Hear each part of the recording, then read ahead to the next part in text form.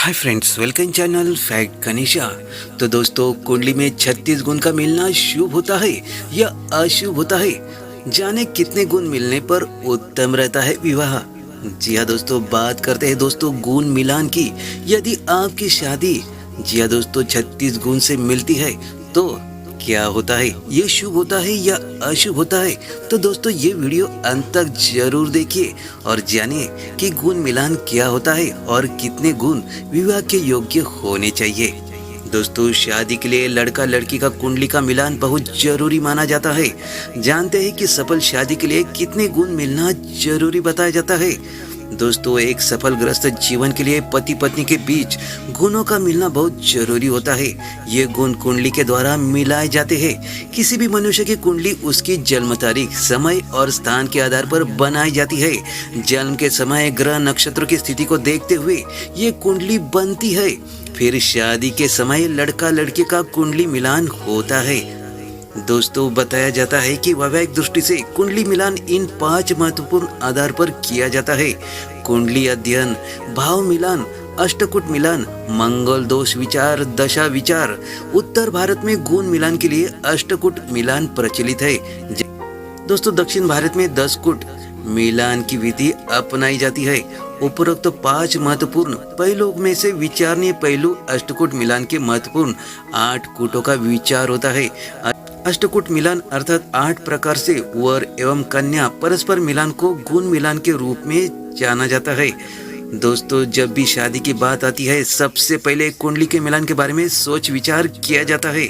इसके लिए लड़के और लड़की दोनों के लिए वर्ण मिलाए जाते हैं। दोस्तों, इससे यह पता चलता है कि दोनों एक दूसरे के लिए बने हैं या नहीं।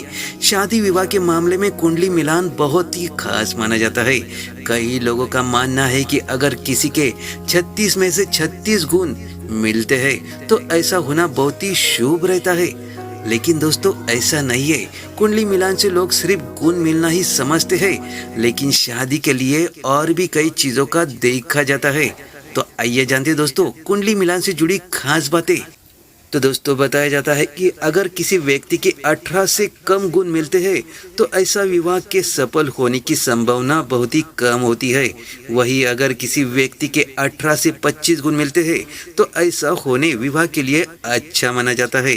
वहीं अगर 25 से 32 गुण मिलते हैं तो ये विवाह के लिए उत्तम माने जाते हैं। कहा जाता है कि ऐसा विवाह सफल होता है। अगर किसी के 32 से 36 गुण मिलते हैं तो ऐसे होने से बहुत ही उत्तम माना जाता है।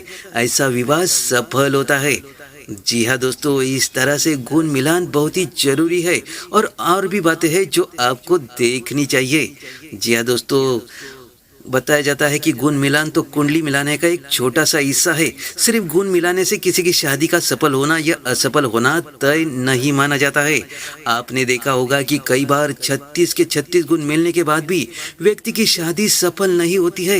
ऐसा इसलिए क्योंकि गुण के अलावा कुंडली में बाकी ग्रहों की स्थिति भी देखी जाती है। साथ ही ये भी देखा जाता है कि विवाह स्थान के स्वामी की क्या स्थिति है। कुंडली में 7वें घर विवाह स्थान होता है।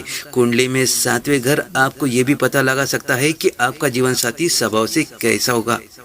तो दोस्तों, इस तरह से गुण मिलान बहुत जरूरी है, पर और भी बातें हैं ये जरूर देखनी चाहिए। तो दोस्तों, आपके वीडियो कैसा लगा? अच्छा लगा हो तो लाइक शेयर और कमेंट जरूर कीजिएगा और कमेंट्स में ओम नमः शिवाय, जय श्री महालक्ष्मी नमः अवश्य लिखिएगा। धन्यवाद।